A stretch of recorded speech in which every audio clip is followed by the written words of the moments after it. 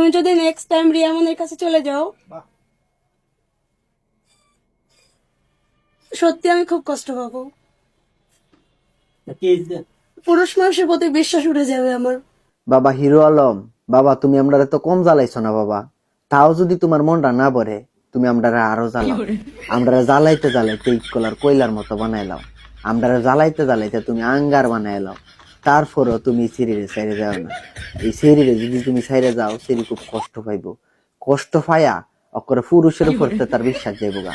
যেহেতু আমরা একজন পুরুষ, সেহেতু তো মনে করো যে তোমার লাইগা পুরুষের উপর বিশ্বাসটা যাইবো গা। এই জিনিসটা মানতাম পারতাছি না বাবা।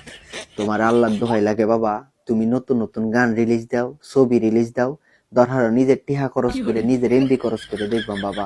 এই শরীর দাঁড়তে গিয়া পুরুষের উপর তার বিশ্বাসটা তুলল না বাবা। এমনি পুরুষের কেউ বিশ্বাস করে না। যাও 1-2% করে, এখানে তোমার লাগে নষ্ট হইব বাবা। এখানে কাপ কইরো না তুমি, আল্লাহর দোহাই লাগে তোমারে বাবা।